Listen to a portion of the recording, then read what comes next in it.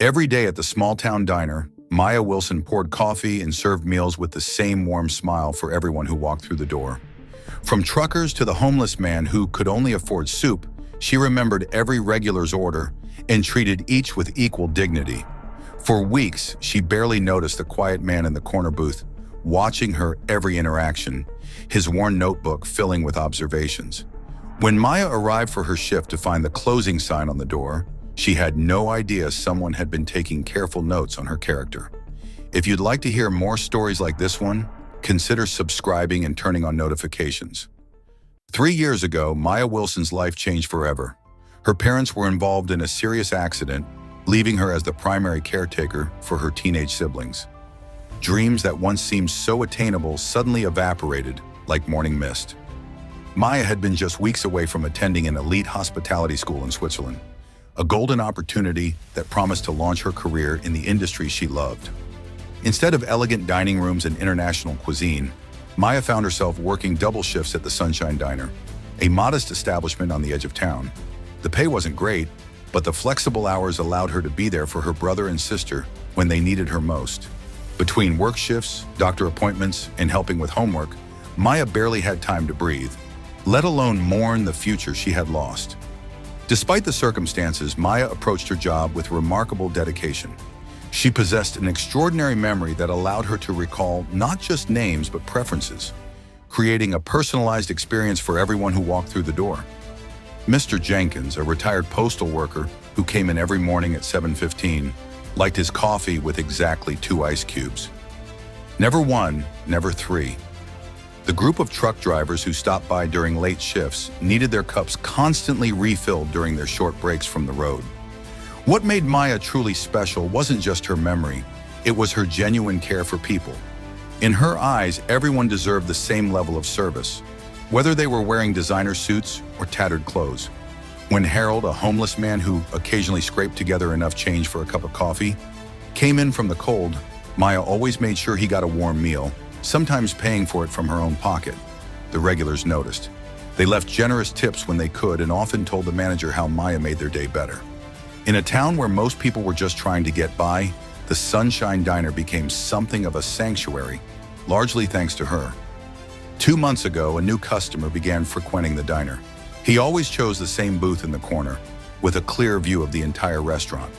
Unlike most patrons who came in for the comfort food or friendly conversation, this man barely spoke. He wore simple clothes, jeans, a plain t-shirt, and a worn leather jacket that had seen better days. Nothing about him stood out except for the intensity with which he observed everything around him. Maya noticed how his eyes followed her movements as she floated between tables. Sometimes he would pull out a small leather notebook and jot something down before returning to his silent observation. At first, she wondered if he might be a private investigator or maybe someone casing the place, a thought that made her uncomfortable. But as days passed and he continued to return, she grew accustomed to his presence. Despite his quiet demeanor, Maya provided him with the same attentive service she gave everyone else. She didn't hover or pry, respecting his apparent desire for privacy. When she refilled his coffee, she did so with a warm smile, but without the usual chit-chat she engaged in with other regulars.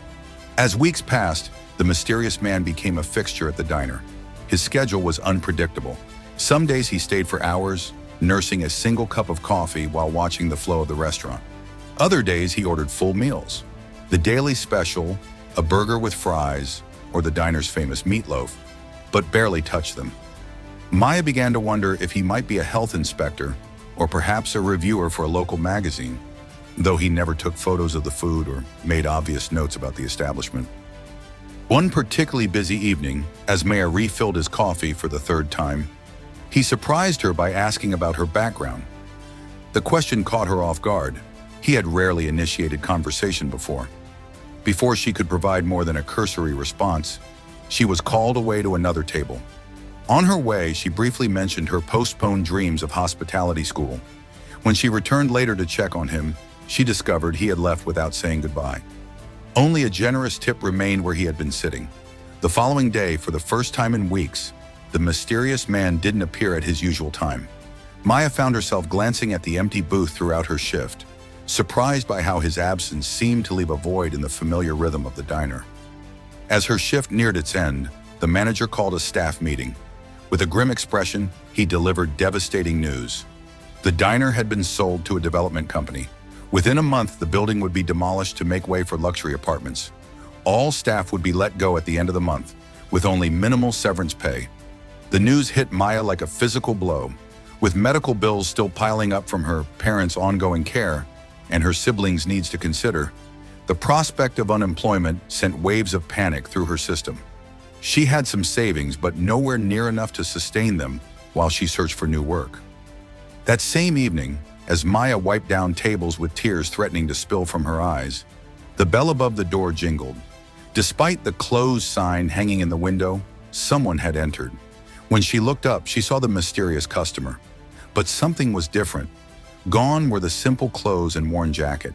Instead, he stood before her in an impeccably tailored suit that probably cost more than she made in 2 months. His entire demeanor had changed. He stood taller, more confident, like someone accustomed to commanding attention. For the first time since he began visiting the diner, Maya felt truly unsettled by his presence. What was happening? The man approached her with purposeful steps. He addressed her formally, using her name for the first time. He apologized for the late hour and asked if they might speak privately. Hesitantly, Maya agreed, leading him to a clean booth. Once seated, he placed a premium business card with gold embossing on the table. It read, "Daniel Frost, CEO, Frost Restaurant Group." Maya stared in disbelief. The Frost Restaurant Group owned Zenith, the legendary 6-star restaurant that catered to world leaders, where a meal cost more than her monthly rent. The shabby man in the worn jacket had been Daniel Frost himself all along. Daniel explained that for the past year, he had conducted a nationwide search, personally visiting hundreds of restaurants in disguise. He wasn't looking for innovative cuisine. He was searching for genuine care for others, regardless of their status.